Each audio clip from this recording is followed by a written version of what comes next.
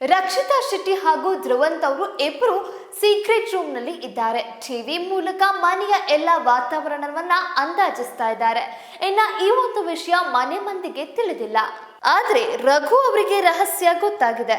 ವಾತಾವರಣವನ್ನ ಸೂಕ್ಷ್ಮವಾಗಿ ಗಮನಿಸುವ ಮೂಲಕ ರಘು ಅವರು ಅಸಲಿ ವಿಚಾರವನ್ನ ಪತ್ತೆ ಹಚ್ಚಿದ್ದಾರೆ.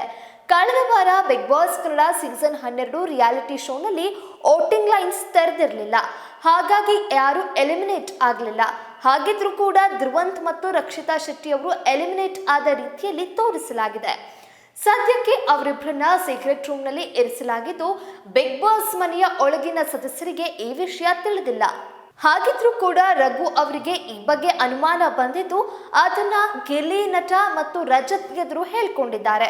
ಡಬಲ್ ಎಲಿಮಿನೇಷನ್ ಮಾಡಿದ್ದು ಹಲವರಿಗೆ ಅಚ್ಚರಿ ಉಂಟು ಮಾಡಿತು. ಧ್ರುವಂತ್ ಎಲಿಮಿನೇಟ್ ಆಗ್ತಾರೆ ಎಂಬುದನ್ನ ಬಹುತೇಕರು ನಿರೀಕ್ಷಿಸಿದ್ರು. ಆದ್ರೆ ರಕ್ಷಿತಾ ಶೆಟ್ಟಿ ಕೂಡ ಅವರ ಜೊತೆ ಎಲಿಮಿನೇಟ್ ಆಗ್ತಾರೆ ಎಂಬುದನ್ನ ಯಾರು ಊಹಿಸಿರಲಿಲ್ಲ. ರಕ್ಷಿತಾ ಶೆಟ್ಟಿ ಅವರು ಫಿನಾಲೆ ತನಕ ಬರ್ತಾರೆ ಎಂಬುದು ರಜತ್, ರಘು ಮುಂತಾದವರ ಅಭಿಪ್ರಾಯ ಆಗಿತ್ತು.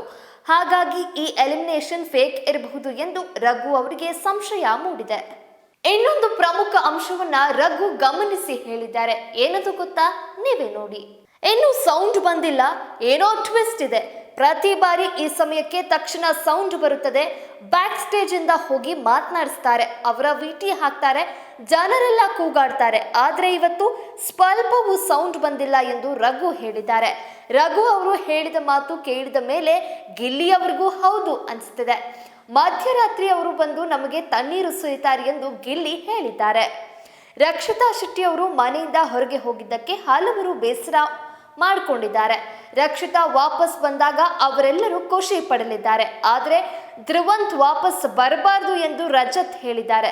ಸೀಕ್ರೆಟ್ ರೂಮ್ ನಲ್ಲಿ ಕುಳಿತಿರುವ ರಕ್ಷಿತಾ ಶೆಟ್ಟಿ ಮತ್ತು ಧ್ರುವಂತ್ ಈ ಎಲ್ಲವನ್ನ ಟಿವಿಯಲ್ಲಿ ನೋಡ್ತಿದ್ದಾರೆ. ಅಶ್ವಿನಿ ಗೌಡ, ಗಿಲ್ಲಿ, ರಜತ್ ಹಾಗೂ ಮುಂತಾದವರು ರಕ್ಷಿತಾ ಬಗ್ಗೆ ಒಳ್ಳೆಯ ಮಾತುಗಳನ್ನ ಆಡ್ತಾ ಇರೋದು ಕೇಳಿ ಎಮೋಷನಲ್ ಆಗಿದ್ದಾರೆ. ಮತ್ತೊಂದು ಕಡೆ ಧ್ರುವಂತ್ ಅವರು ತಮ್ಮ ಬಗ್ಗೆ ನೆಗೆಟಿವ್ ಮಾತುಗಳನ್ನೇ ಕೇಳಿಸಿಕೊಂಡು ಕೋಪಗೊಳ್ತಾ ಇದ್ದಾರೆ.